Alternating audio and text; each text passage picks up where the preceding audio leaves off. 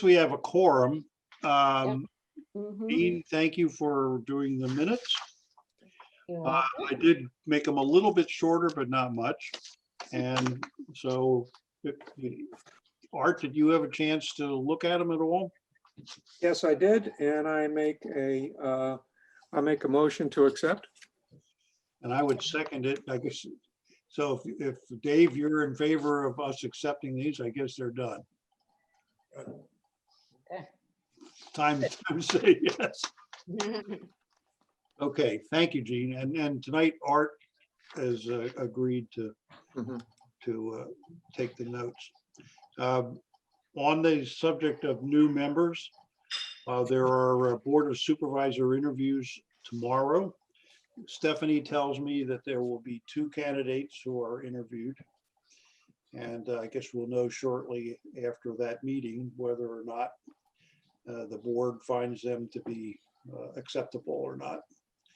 But if that's the case, and I don't know that everybody knows this, we certainly know that Keith is gone, but you may not know that Kurt Kraus has decided not to renew at the end of the year when his term is up. So we really have 2 openings, and we're going ahead and filling them. Okay. So, I've told Kurt that unless he moves out of the country, he doesn't get to escape from us asking him questions from time to time. Right. He'll have to be a member at large, right? He's the one that understands the Latronics device inside out, which nobody else in the world does. So we need. I don't even know what it is, so. All right, the audio control panel proposal, I sent some material out yesterday. If you want to wait till Kurt comes on, that we can put that to the end. But basically, it's asking whether you're in agreement with me that we spend the $1,100 to get this project done. And we can wait and discuss it when he comes onto the call, if you'd like. I'm in agreement, but sure to get Kirk in on a technical issue, I think would be a good idea. Okay, so moving on then to programming projects. I did not create a year-to-date metric for this meeting, in part because the schedule hasn't changed. I put no new programs in other than to trade out one Board of Supervisors meetings for another. And all the other content is exactly the same. In the past, every month, Keith would take the whole schedule and he'd rotate it by 1 day. It also didn't really change things that much, except where it created strange holes and then things would get put into it. At this point, particularly with Andrea leaving, we're going to have to think hard about what we do about the scheduling, because it's not something I've done very much. Certainly Keith isn't here to do it, and neither is Andrea. So, and whoever is new to the job, that's going to be pretty low in their priority list to get spun up on. So I don't know. I want to think a little bit about what we do at this point. I mean, the programs sitting there the way they are is not a problem, except that who would watch it? You know, it's the same. It's the same thing repeated. Yeah, I don't, and I mean, that's one of the things nobody's ever showed me how to do, because it's always fallen to someone on tab or the special projects, and you know. Could we just impose on Keith one time to come into the office for on-the-job training to whomever will be taking it over? Is that a possibility? Oh, I think we could certainly ask him, and I think he might be amenable to that. Oh yeah, and Andrea would too. I mean, I don't Sure, think, but, you know. Okay, I mean, I think to start, she may be showing the intern how to do it. You know, I know she won't be here forever, but at least someone else in the interim could learn how to do it. But we'll see, you know. Well, I think we also need to decide what's really needed there. I mean, I don't think taking the schedule and making Monday, Tuesday, and Tuesday, Wednesday does very much. I mean, it's the same programming, it's just 24 hours different. But month after month after month, the same stuff is in there. It just doesn't strike me as really creating much of a difference. So maybe some of these new people, depending on what their skills are, maybe they'll be Mhm. interested in taking something like that on. But I, at the moment, don't have the bandwidth to spend much time on Okay. that. Somebody has to think about it.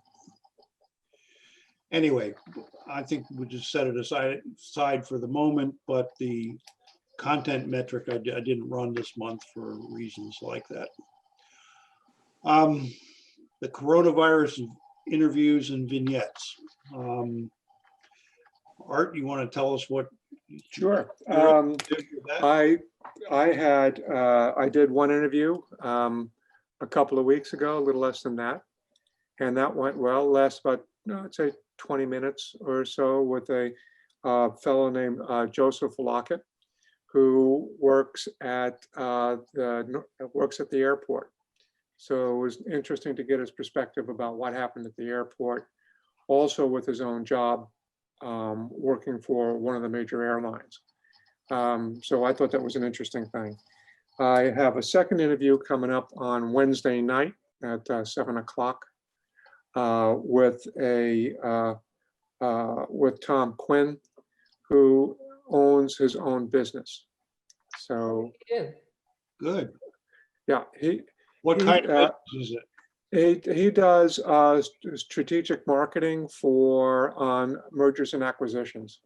Oh, And he goes around. He has clients all over the place, not necessarily local. It's the second company he's started up and doing. He's a Wharton grad, so I think he has a perspective not only in the area but also a little broader than that about what's going on. So that'll be. I know a Tom Quinn. That's why it surprised me, but it's not the same one. But anyhow, that'll be happening on Wednesday. So I'll be having an interview with that. I don't have any other interviews scheduled or lined up at this point. Just had those two. So. Well, I know, and we know that Gene did an interview with the people at Town and Country. Yes, we saw that. Yeah. That's really pretty cool. Yeah. I know I've sent the contact information for the owner of Barley Sheaf and for Doug Yedinak. And I know that she has sent the first email, but as she tells me she hasn't heard back at this point. Now I know Doug knows about it because Doug said to me, he said, "Do you have any idea why it is that Gene Lawson would be asking for my email address?" I I said, wondered why nobody asked me. he said, I said, "Yes, I do." So he's definitely going to respond. I have no idea how, but I think he's still interested. And the idea that Gene would interview your hairdresser seems to me like, we have people from the same industry. That's one of the things that struck me about your Town and Country interviews, that involve multiple people who are all involved in the same sort of thing. And I actually think that adds to the interest of the final product. That it's not just one person and one voice, it's multiple voices and so forth and so on. Now, how we do it, I don't know. I'm still pretty much up over my eyeballs. So I'm not sure I'm the ideal candidate to do an interview until for another 3-4 weeks. But when hopefully, finally, we'll be pretty much done the budget process. Hopefully. Mhm. One way we maybe could do it is have it on one recording, and you could be there to ask questions of Doug, and I could be there to ask questions of tomorrow, and then like in the edit, just have it make sense. I don't know. Yeah, we could do it like a Zoom call like this, Yeah. except and set we it up couldn't- for speaker view. So that the person speaking comes to the fore. Right, right. Right now I have it set up gallery view, so you're Yeah. all equal size Yeah. at all times. The thing with speaker view is you have to make sure that you give them time so that they are on screen. That I kept on having to say, wait. Mhm. I'm not seeing you yet, Oh, yeah, they would start too soon. Yeah. Yeah, is, just out of curiosity, is there a way to set Zoom to, it will only project like one person, you say speaker view, is that, just to do that? Up in the upper right-hand corner Hmm. is a box. Okay, yeah, Okay, so now when I click on speaker view, now since you were the speaker, Art, you've taken over the center of the picture. okay. And the other participants are up at the top. Go up to the upper right-hand corner. Yeah, I'm there right now. Okay. Okay. And you click at to the opposite and you get back to basically a view where everybody's kind of equal size. Okay.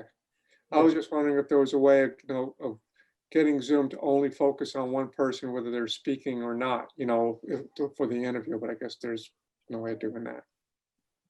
That I don't know, but if you, I don't know how to do it if there is. Okay. Yeah. Well, I just, I just thought as a technical thing, if well as we want as the person interviewed online seen. well, one thing you could do is to mute your video. Yeah. Set it for speaker view. So the only video you'll get will be of the other person. Yeah. And then if you capture any of yourself, it'll be just your name or a black box. It won't be distracting. Yeah. I suppose in the editing process, if you did that, we probably could, as long as it stays in the same place, you could probably move over and just capture that slice of the screen and exclude all the rest. Yeah, I'd have to play with that, see how it works. So, but always something to fool around with. Yeah, hey, something to try. Yeah.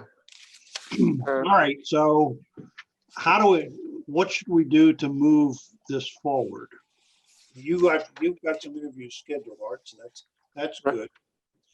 I guess I probably should reach out to, did you send an email to Tamara, Jean, or she just? Andrea said she was going to send her one. I spoke to her. I mean, I'm texting her. She's open to it. She told me yes. She just hasn't officially. Yeah, Doug told me yes too, so Yeah. you just Okay. haven't crossed the bridge yet. Yeah. Right. Well, I think one of the next things to do is to settle to make sure that we like the intro and the extra and start, standardizing that. We don't have it yet. And I know what Jean was working on. I thought looked really spectacular. I thought it looked great. To use that. And then, of course, to see if we can get a few more interviews lined up. Wasn't there, Nancy was gonna write a script of some sort. Uh-huh. How is that going, Stephanie? The two of you were working on that together, weren't you? Yeah, it's not. Okay. Yeah, We'll come and up with what was something. your reaction to, like, Or did Would I you- write some? Maybe I did. I don't remember. I think I did write something and did I haven't send seen- it to her? I mean, or would you somebody? want to be to voice it and have us come over and shoot you somewhere? Not literally, but. Yeah, I mean, no, I know. And Nancy may want to be the one to do it. I don't know. I would Okay. defer to her on that, I mean, it sounds like you had sort of more. I wrote confidence, some, just a short- now that I recall, I thought I wrote something and did I send it to you? I'm trying to remember. No, I didn't see in it. my mind, I'm thinking, I thought I wrote something and I thought I shared it with somebody. Maybe I sent it to Nancy and she just didn't I'll go back through my stuff tomorrow Okay. For those or of you Wednesday. who are not township employees, Mhm. things are a little crazy in the township these days. Yeah. We're trying to get the budget together. We've got lots of meetings. So. I things- wrote something. things- I know, no, I wrote something. And now I'm like sitting here and I'm like, I know I wrote something. Ed, I know I did. I'm like, okay, I think I wrote it up and I don't remember who I shared it with. The question Mhm. is, where is it?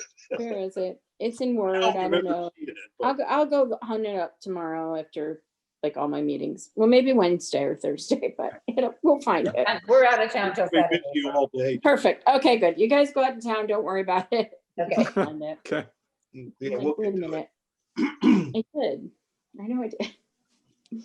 Okay, so I will follow up with Andrea and make sure that the emails went.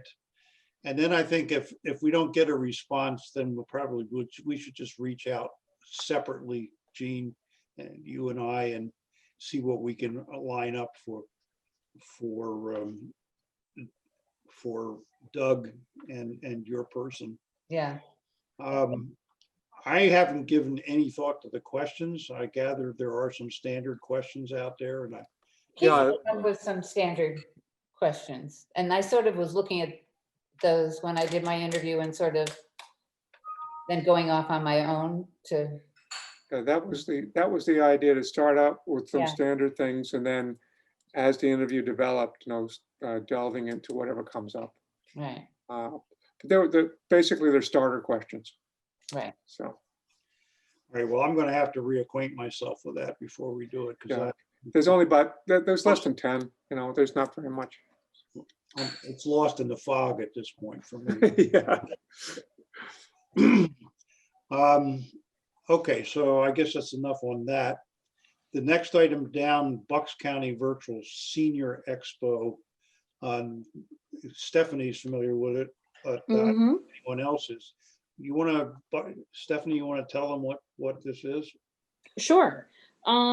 So every year Bucks County hosts a senior expo. It's always in public and they have different aspects of county government. So you have Mike Bannon from like consumer protection, and you have the district attorney and legal aid and a couple others, and things that they can do at the county level to inform and help seniors like against fraud or information, things like that, identity theft. And so they got, they pivoted because of coronavirus. They can't hold the big event that they usually do. They've pivoted and are doing a virtual recording, basically. The same people, they're recording them. They went to Bensalem, they went to Tullytown, and on their government access channels, they pretty much sat like at the board table, and they obviously use their interior, camera system, and they just talked about what they would normally talk about. I think the district attorney kind of plays MC, if you will, through the process, and they go over everything. And so they're thinking, oh, this would be a thing we could do in Doylestown, and then we could broadcast it on our government access channel. It's informative for seniors. We've always had senior programming. They also have somebody from the area on aging participating. So I think I leave it up to you guys. Ed, you've looked. It's very similar to things that, the expo itself used to be something that seniors went to at the senior center. It had Mhm. had booths, tables, all that kind of stuff. But so instead of that, this is just information. And some of these people are ones that we have recorded at various times in the series of senior meetings that we used to hold, the senior task force, like Bill McTigg, for example. I forget what agency he's from, but he got interviewed a couple times, like once every 2 years or something like that. So it's not unusual that we would be talking to these people. And to me, it's kind of a no-brainer. They want to come in, they want to sit down, they want to talk, answer questions. I think we could probably go out on our website and ask seniors if they have any questions to Email them. email them in, just things like that. And it sounds like if they don't get any input, they can still make it up and fill up 20, 30 minutes of airtime with their own view of what it is that seniors should know. So what you're saying is, so this is not a prepackaged thing from somebody else. They would be coming into here to have this done? Is that, or whatever location to have it done? Would that be? Yeah. Yeah. So they They come would come to basically, me. Yeah. probably sit at the supervisor's table Mhm. and Mhm. pass, and we would record it, put a front on it and a back on it, and give it our DTV logo and say, add it to our arsenal of senior programs. So I can't see that there's any downside to doing it. It'll be the first new senior program we've had in probably 2 years. So that would be good. Whereas we used to get one a month when we were out actually with a task force. Mhm. So I think it's definitely a plus. And if we go a step further, assuming we have some help to do it, and if we elicit some questions from the seniors in our area, that would even be better, because then there would be some reason for people to pay attention to it. We could tell them when it's going to be on the air and, send them back a response, so forth and so on. So I can see no reason not to do it. Now, they've sent us an email with a link to a program they did at, is it Ben Salem or? I think it was Ben Salem. Hang on, let me search. Let me see if I can find it. Anyway, we can send it out to you guys so you can see it. And it's just, they sit down at the supervisor's table, they introduce themselves, and then they start to talk. Mhm. And yeah, the district attorney acted as the master of ceremonies. Mhm. He's pretty good at that. He's real good, yeah. So really and that means we can use the in-house camera system on them. Yeah, so it's not, Mhm. all it requires that we set up for it and Mhm. get the correct spelling of their names, and the way we have to create something at the beginning and something at the end, but that's pretty Mhm. straightforward. So I don't see any Sounds- reason not to do it. I think it's a good idea. I think it's something that should be done. They wanted to come in Okay. November, was that it? Sometime in November, yeah, we'll have to find out when they want to come. But Right.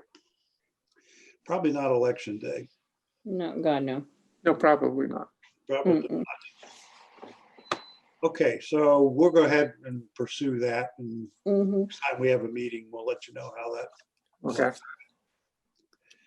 And I don't know whether we'll get fancy with the intro and the exit. We might just create a slide or something that we can add it in at our end, and we may not have to put Gene to work on that one. Okay, so that's the Bucks County Senior Expo.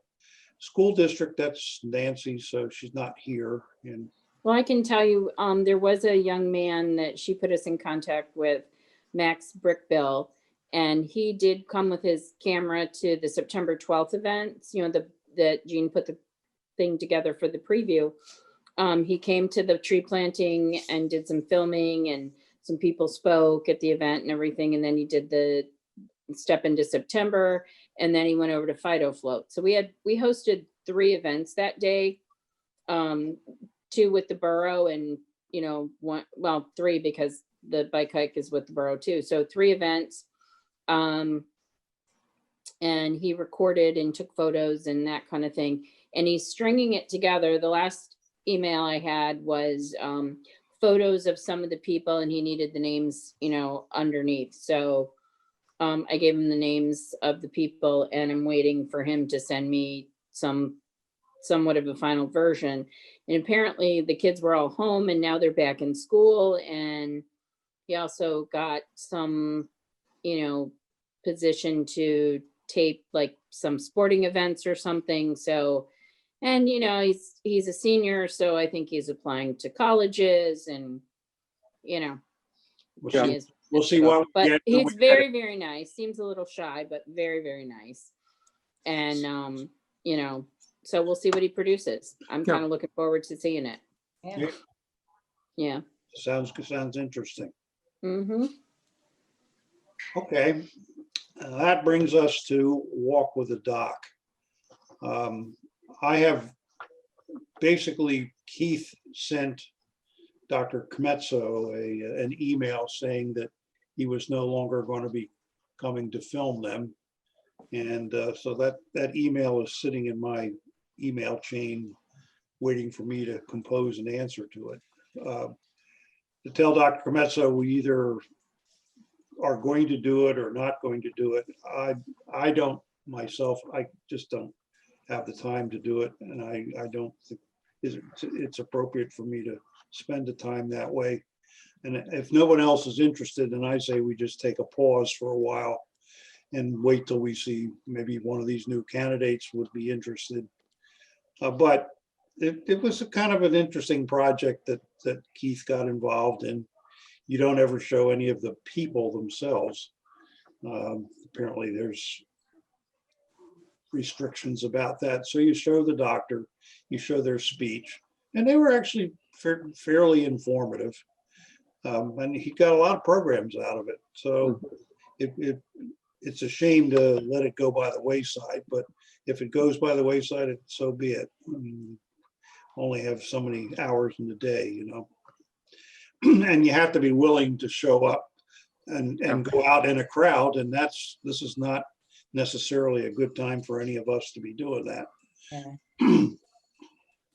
Yeah, because I know I'm real busy. I can't devote the time to it myself, so.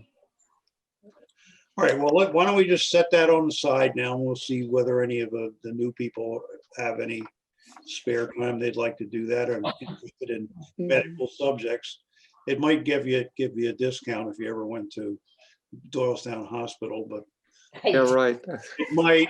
Discounts a coffee or a donut, maybe? I don't think so. I don't think so.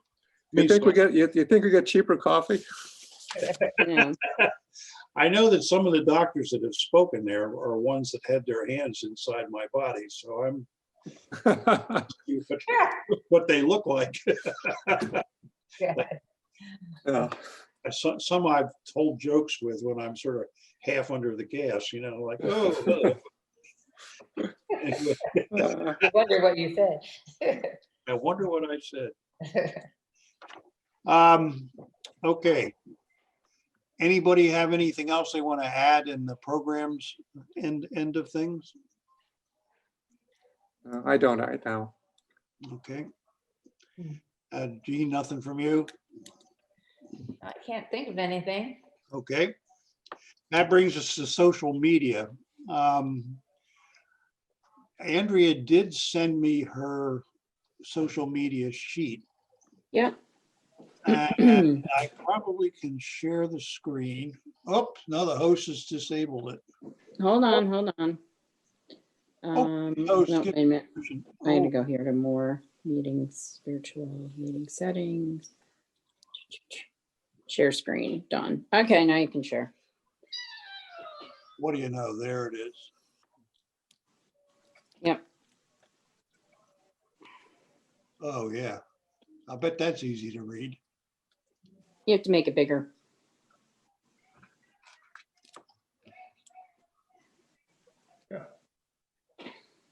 Okay, so this is the same long sheet we've always looked at. Huh? So I guess we start at the top and look at, wait a minute.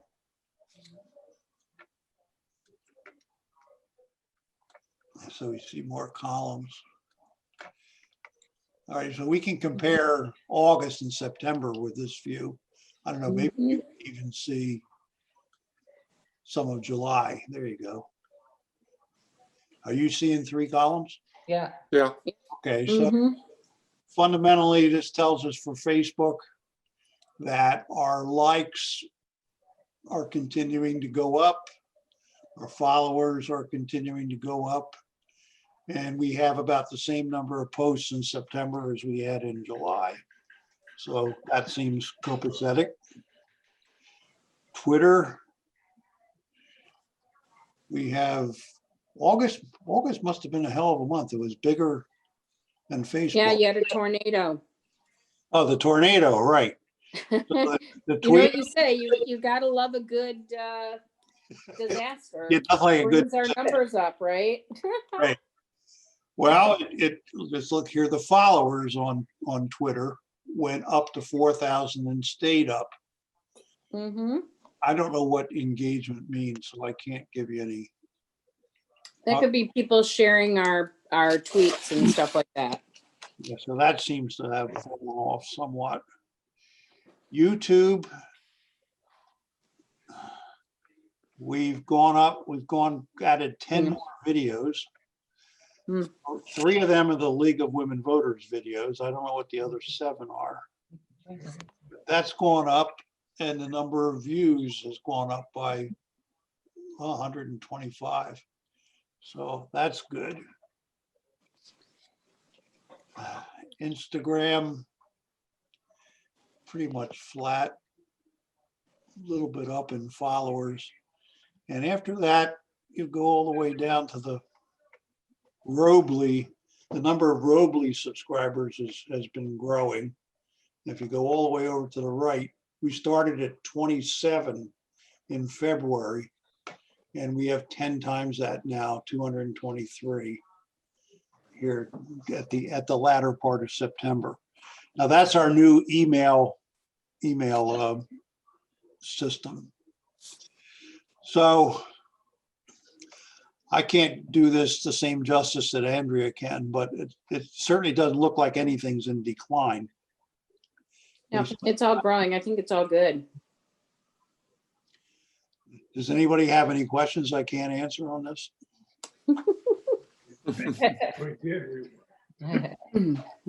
The very first question, like, what does that mean? That's a good question. I have no idea. All right, I will stop the share on that then. That is the social media report for this meeting. So that brings me to new building system operations report. And here we do have something interesting to talk about. I'll try not to bore you with it. But there was a League of Women Voters debate on Monday, the 12th. And I will tell you that I know that because I had to be there at 6:15 in the morning, which, as many of you will note, is not a good time for Ed Edenbach. It's not. He had to go home and take a nap afterwards. It was not right the whole day. But at any rate, the debate was between Fitzpatrick and Finello, the candidates for the congressional first district. It had questions from the Middle Bucks Chamber of Commerce and League of Women Voters. There was probably 20, 25 people in the room. The 2 candidates, 2 moderators, and a couple officials from both the League and the Chamber who did the introductions. The debate was live streamed on PCN, which is the Pennsylvania Cable Network, right, basically out of Harrisburg. And they carry all kinds of government-related programming. They're available on the web. I don't know where they are on TV, though they do have a channel on Comcast. It's like 385 or something, some ridiculous number. They've had the ability to do a lot of remotes. Yeah, do a lot of remotes. And so they sent a guy to look us over and figure out what it was he needed to do. And he showed up with the idea that they were going to have to bring in a whole crew and a whole bunch of equipment and set this whole thing up and then go, man, go. And I convinced them that, no, you don't really need to do that. So they ended up using our system. They brought in a camera, big fancy camera on a floor stand, a cameraman to operate it. And he got set up in the back of the room and did all the close-ups. And then they used 3 of our regular system cameras. They used a TriCaster, kind of just used it pretty much as is. Took the output of the TriCaster, fed it into their encoder, connected into our network, and streamed it to Harrisburg. And that whole thing went out live to the rest of the world. And the reason I was so interested in having them do that is because I figured I would learn something in the process, how they operate the TriCaster unit. And the truth is I did. I would say the good news in all of this was that the video really worked well. The guy, he operated the TriCaster and did all the video mixing and switching from cameras to cameras. He was very good at it. And they set up something in it where they combined the signals from 2 cameras, put them in little boxes so you could go side by side. You know, you've seen this on presidential debates where they have one candidate and the other. Yeah. They're glaring at one another. Well, they had it all set up for that. And he showed me how to do that. That's the main thing I learned out of this, was how you use some of the effect portions of this machine to create that. They used our audio system, and therein is both good news and bad news. Our microphones actually ended up working very well. Used wireless mics for the 2 candidates, who had been told, no, don't get up and don't walk around. And the minute it was their turn to speak, they grabbed the microphone and stood up and walked around. So much for control of the debate. And all of the moderators and the other speakers used the regular Shure microphones that we have. The good news part of it is, as I say, it ended up working well, but the first 3 minutes of it, right in the very beginning, we managed to come up with a problem we've been having off and on for the last year. The good news portion of it is that this time I figured out what it really was. And there's a configuration error that allows the path, that we have a feedback path that if you push the wrong buttons at the wrong time and adjust certain controls, boom, you get this huge echo.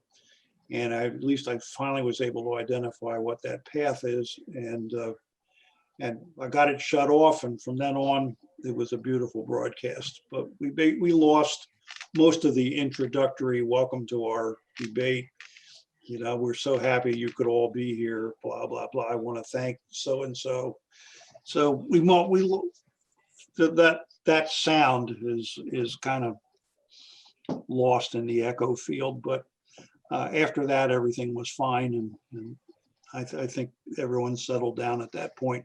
They didn't hear any of that in the room. The room continued to work fine. The PA system side was fine. This only happened on the production side. Of course, the people from Harrisburg were immediately on the phone. What's going on? It was actually interesting, the sweat pouring off and me pushing buttons, trying to figure out where is this coming from. And I was frankly very embarrassed by it, but I've gotten over it in the week that's since. And I've been in contact with AVT, and on Wednesday we're going to get on the phone and they're going to walk me through changing the configuration so that loop is no longer possible. So I think finally we can put this problem in the rearview mirror. That's worth at least 2 beers. Yeah, please look at the channel. Yeah, seriously, you had to wrestle with that thing for Really? how many months? And I know. it's a royal pain in the ass. Mhm. See that we did it ourselves. Himself. Well, After everybody left, I went back in there and I said, I've got to reproduce this problem. So I sat in there and said, That's what did it. And I was able to start it, stop it, make it come and go. So I knew exactly which controls it was. And then when I got the diagrams out, looked at it, oh yes. There is a clear path, feedback path that has no reason to exist. So we're going to change the configuration to get rid of it. And hopefully that'll be the end of it. Then nobody can make this mistake again. Russian spies. Yeah, it's the Russians here trying to mess up our debates. Okay, so that's the PCN broadcast. It turned out to be quite fortuitous in that regard. Plus, as I say, I learned some tricks on the TriCaster, which hopefully I can pass on to some of the people who help me operate the thing, and maybe we'll even see that effect in some of our broadcasts now, depending on how we set the cameras up. So that's the first two items. Comcast, still every 6 to 10 days, I have to get my car, drive in and power cycle the thing. And no, I don't have any commitment from Comcast, but I also haven't sent them an email to ring their chimes. So I have to do that and get some action from them. Lastly, other projects, computer upgrades, replacements to Windows 10, all of that we will do next year. We already have changed out one computer, and that's the one we're using as our Zoom computer. It's working fine. And there's the big computer that does a lot of the other stuff. We'll be switching that out. Rick Shea, who has the computer, he's off doing other things at this point. So he tells me we're on the list for the early part of next year. We'll get this next one changed out. And the meeting room acoustic remediation project is still stalled. Just nobody can get any time to focus on it. So those two things are basically stopped. So I guess this is the point where we should talk about the audio control panel. I don't think doesn't look like Kurt's going to join us. So let me tell you what this is about. We have, when we started, we had, or where we came from in the old system was a master control, but then another panel with 24 volume control knobs on it. Every one of the microphones had its own control. And we, over time, adjusted the levels for each one of those so that if Jean was speaking into her particular microphone and Art into his, and Art happened to be a loudspeaker and Jean was not, we had those controls set to compensate for that, so that fundamentally we had the whole system set up, tweaked to match the people who were using the system. And then we would adjust the master control a little bit each time. If Jean turned away or turned her head to talk to David, I would boost the master control. And when she turned back, I'd pull it back down again. And that helped us to keep the audio level. Well, when we went to the new system, all of those individual mic controls disappeared into the fog. And we had a master control and no real good way to adjust the individual levels. And it was just impossible. We couldn't chase anybody's levels. We just, the sound was very uneven. So we contracted with AVT to create us a software-based control panel. And it has on it 28 individual controls. Again, for each source, we now not only have the control, but we have a meter that shows us which ones are loud and which ones are soft. And we can actually find the active microphone very easily because the meter next to that is in the green, let's say, or going up towards red, and the others are all low. So it's very easy to find the active mic, very easy to grab the handle and change its level as needed. So we have that kind of control on the production side. We don't have any such control on the public address side. I mean, it's on a little tiny 5-inch screen like this, and it's one of these, you have to flip it back and forth. It doesn't tell you which one is active, and you can't ever remember is the one I'm looking for on the right end or the left end. And by the time you find it, it's kind of like too late. So it's occurred to me that if you can do this control for the production side, it hooks by software into the computer that does all this stuff. You can do it for the PA, the public address side. And sure enough, what they would propose to do is give us a second page that has all exactly the same controls, but for the public address side.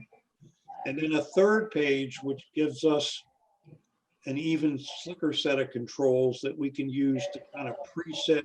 Art's a loudspeaker. Gene's a soft speaker, so we can kind of preset the levels a little bit to compensate on both sides for the differences. And I've talked them down a bit. They were going to try to charge a lot more money. Well, I said I wouldn't go that far. So they've come up with this quote for $100. Basically, they're going to replicate what they have and apply it across more of the system so that we can control the audio consistently both for the room and for the production side using the same approach. So to me, it'll end up with, we'll have better control over the sound and we should have a better result. So to me, this is a worthwhile expenditure. I don't know if anyone has an opinion in that, but I certainly like to know. No, You agree? I agree. If you have something which solves a problem and it's across the board, I mean, the controls are the same, the how to work it is the same, that seems to be a good thing. And why not? It seems to me that the people who operate it, if they can operate something that looks exactly the same, except the one that's blue is production and the one that's green is creation, then the training is very straightforward. Yeah, it's easier to operate, less confusing, especially if you have a team of people which they don't do that all day every day. So make it easy as you can is good. That's one of our most significant problems is we do this sometimes once a month. Yeah. And it's hard to remember from time to time what it is, what it is that's important. And it isn't like riding a bike. If you ride it every day, you just never have a problem. But Yeah. so Well, I do think this would help us, and I recommend we do it. yeah, I second it. You guys okay with it? Dave, you okay with it? Yes, he's okay with it. He's okay with it. Yeah. Okay. And we'll assume Kurt would be, because he's always into technology anyway. All right, so I will issue a purchase order to them, and if this gets paid out of the tab budget, this is why we're talking about it. Okay.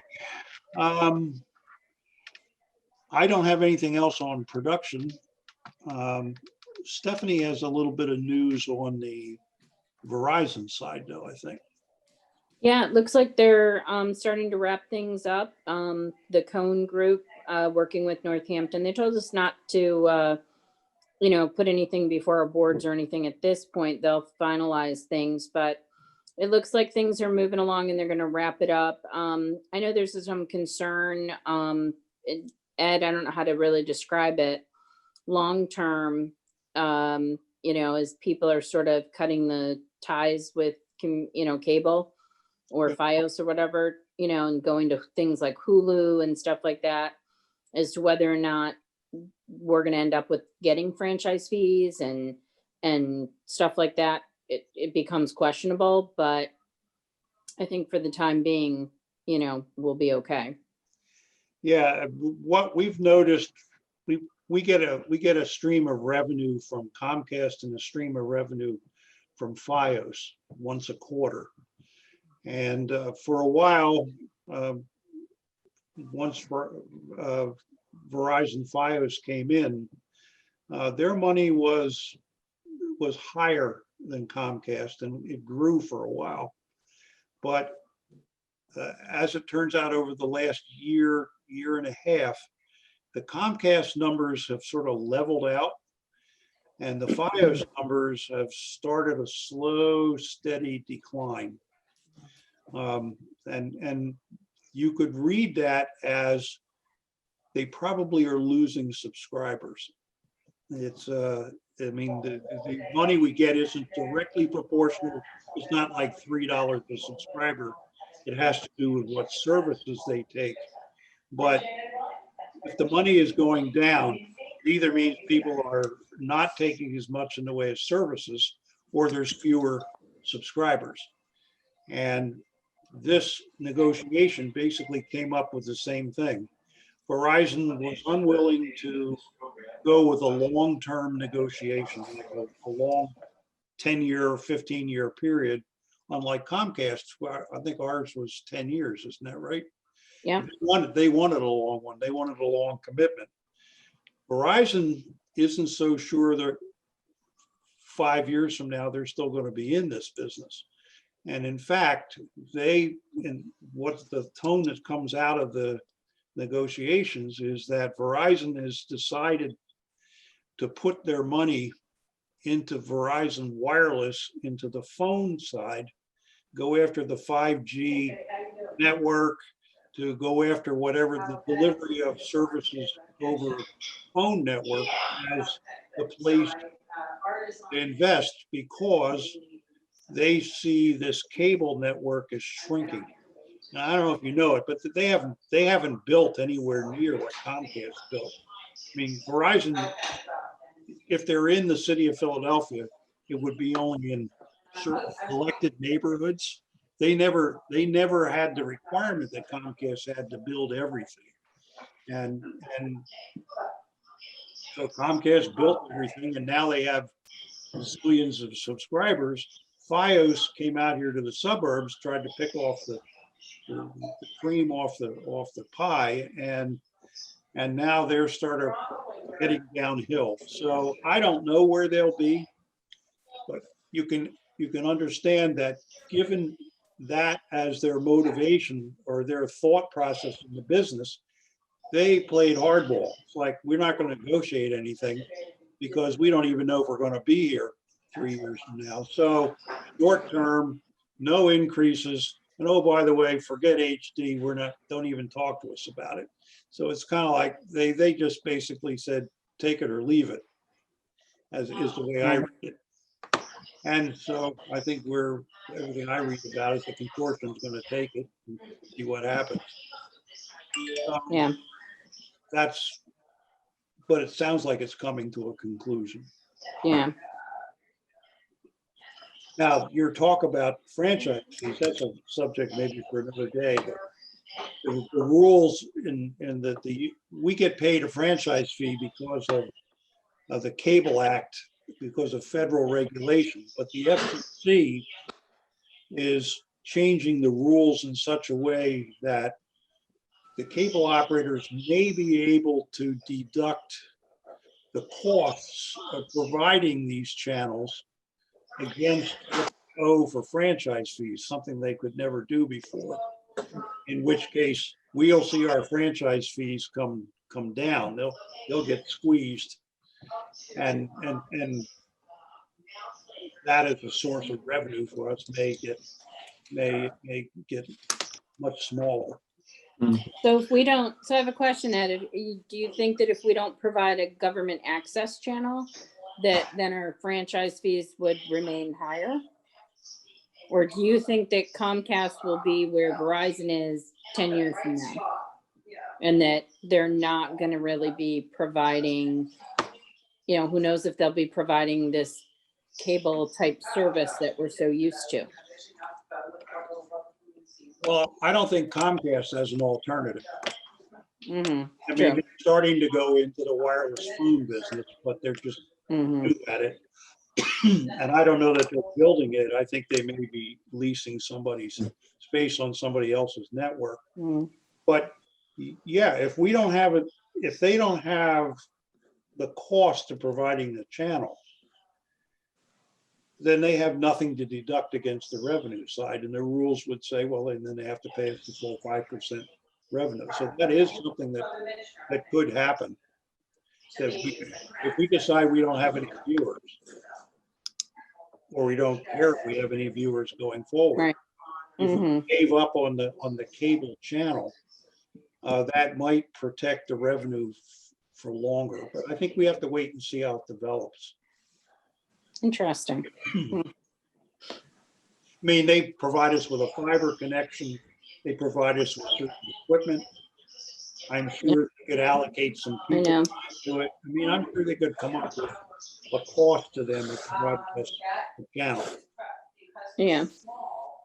It's an interesting sort of dilemma that we may be faced with 10 years from now or something, or sooner. Fortunately, it's not a major source of revenue for the township. So True.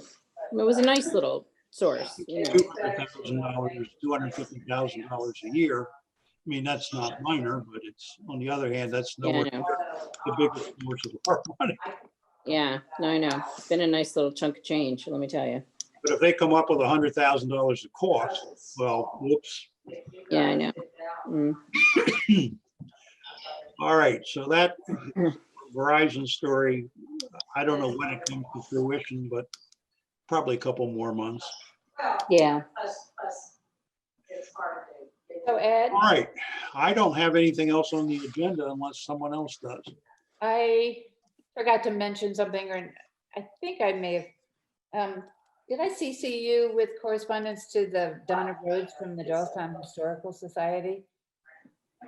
She is kind of, she was like sending me a list of all of their videos that they had and asking what ones we were playing, and I told her that I was not in the loop there, that was something that Keith was doing, that Keith is no longer with us, and so I don't know where that went. I can certainly get the information from the schedule as to what we have on at this point in time.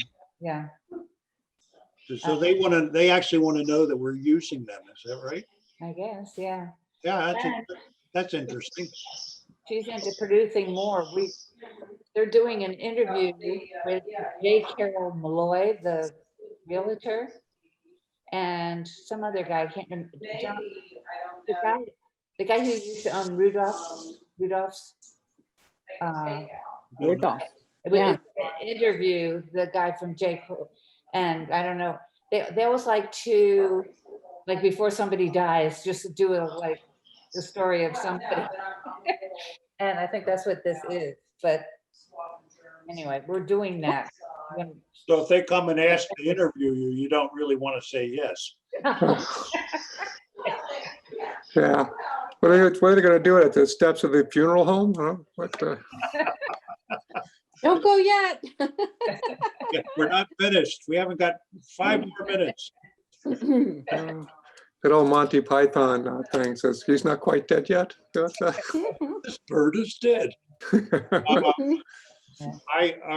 I can go into the latest report I have, and I can pick out the videos we have, Yeah, the list. I think Keith pretty well loaded. He loaded most of them in that we got. okay, that'd be good then. Yeah, I'll get that. Okay. Yeah. Okay, good. I'm glad they're interested, and if they're interested in doing more, I think that's fine. Yeah. I haven't had no contact with them at all since the administration changed. And with COVID and stuff, it's sort of. Oh, I'm sure it's been even, yeah. Yeah. Yeah. All right. Anybody have anything else? No, sir. Just put everything. So Goodness, how are we gonna survive with an hour and 5-minute meeting? I don't know. I can think of it. Incredible as it might seem. Well, have Okay. a safe trip to Massachusetts, you guys. Yes, enjoy it. Thank you. How long will you be Yeah. gone? We're coming back Saturday, so just, The week. Tomorrow to Saturday. Mhm. Okay. Yeah. Well, you're gonna quarantine when you come back, right? What? You're gonna quarantine when you come back? We got our COVID tests. I have them in my purse, Mhm. but they came back negative, so, but Mhm. it's beyond the 72-hour limit that so. I don't know. Mhm. Okay. I can't. Yeah. I won't tell if you don't. All right, Okay. All right. good trip. Hi, everybody. Bye-bye. Have a good week. Enjoy the trip. Oh, thank you. Okay. I hope you. All right. Bye-bye. Bye-bye now.